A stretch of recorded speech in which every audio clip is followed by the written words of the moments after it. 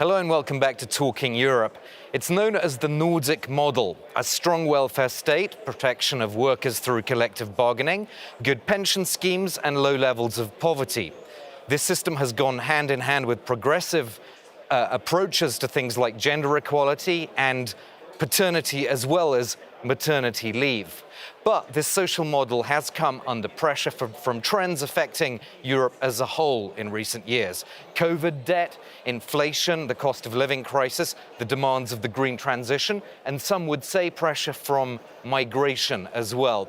We're going to discuss all of that with our panelists from Sweden, Denmark and Finland as part of this series on groups of countries or regions within the EU. So I'm very pleased to welcome Karen Melchior, a Danish MEP from Renew Europe, Heidi Hautala, a Finnish MEP from the group of the Greens, and Sara Witadal, a Swedish MEP from the European People's Party, who is now independent. Welcome to all of you. Heidi, so we've seen in Finland these protests in the last few months against Labour rules being reformed. Has austerity come to Finland? Well, I think the problem now is that the government insists on structural reforms in order to reduce public debt. But the way they do it at the moment is that they reduce social security from those who are already very vulnerable.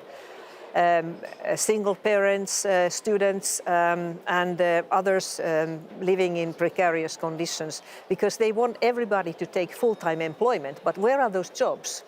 They are not there, and I would say that compared with Sweden, Finland could have much more, let's say, aspiration to have part-time working. So the main thing is that people can take even short-term jobs, but now the government's measures are not making this very much helpful. And the second thing is that they question the tripartite model now, which has been like the basis of the Finnish Nordic welfare model that the government and the parliament wants now to take over in many respects, and that has led to a situation where the labor unions are striking.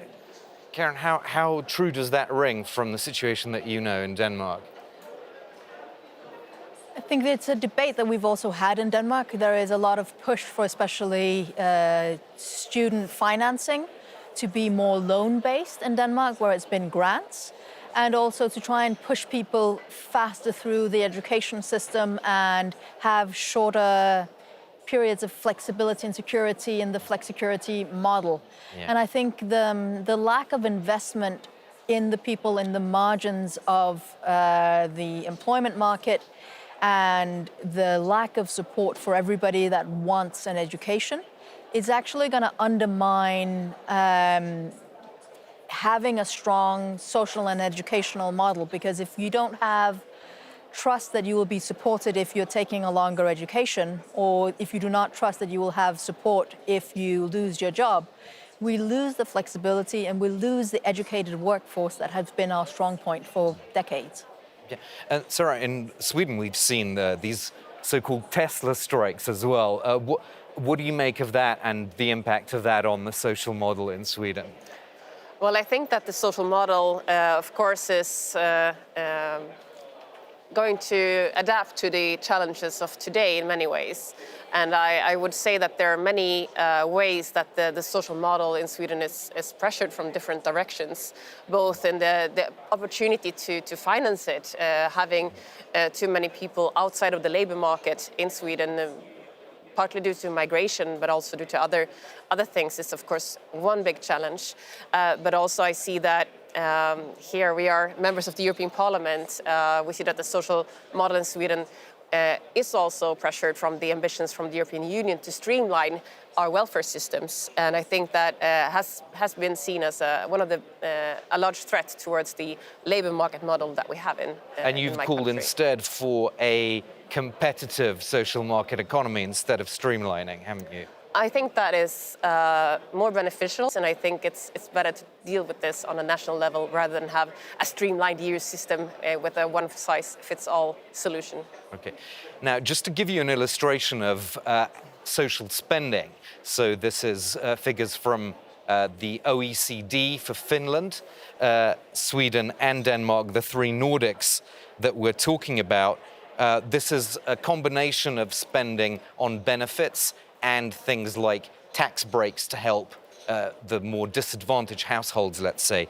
And we can see in this graphic that actually only Finland makes it to the top 5 in terms of social spending. So 29% of GDP going on social spending as of 2022. Denmark in 8th place and Sweden in 11th place. So when you look at that, Karen, do you think we can even talk about a Nordic social model? Is this now kind of a bit out of date even to talk about that? I think the spend is not defining the model. It's not how much you spend, but how you spend it. The flexicurity model of the Scandinavian and Nordic countries is what defines the model. It's not the amount of money that we spend, because if you look at France, for example, that is the top spender, it does not have a lot of trust in the negotiated solutions for the employment market. And there are a lot of marginalized groups in France, so it's not how you spend the money, it's not what you spend, but it's how you spend it. Now, Sara Wittedal mentioned migration as one of the factors in all these discussions about the welfare state, and that's an important part of our discussion as well here. So just to lead us into that, I'd like us all to take a listen to one of your colleagues here, one of your colleagues in this chamber, Charlie Weimers, who's a Swedish ECR, and he was interviewed by our reporter Clovis Casali in Sweden. Let's take a listen to this.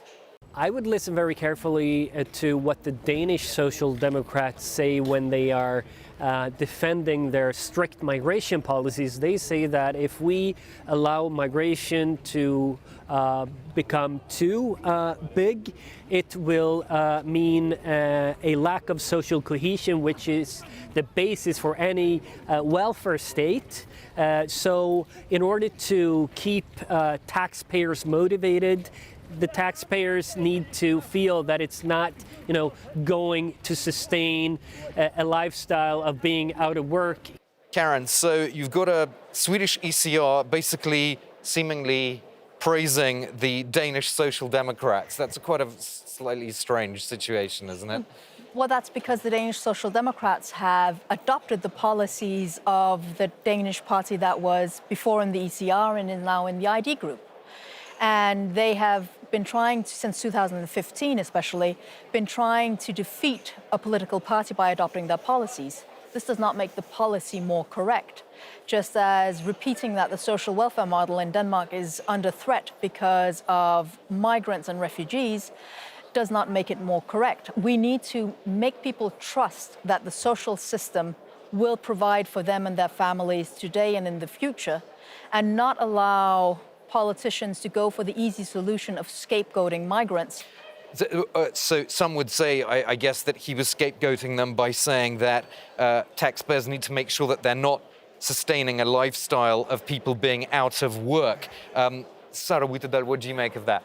Well, I agree completely with my Swedish colleague that, of course, the problem here is twofold, both that a high level of migration puts pressure on the welfare system and makes it hard to finance this over time, but also that if we don't regulate it and have a stricter level of access to welfare for people that aren't yet part of our society fully and contributing, I think it's also going to be a huge pull factor and contribute to a unsustainable migration situation in Europe over time. Heidi Hautala, your reaction to all that? Well, I completely disagree, because Finland is a good example that the ECR party from Finland, the Finnish party, is now very much ideologically directing the Finnish migration policy. And the corporate world is horrified because we need more migrants.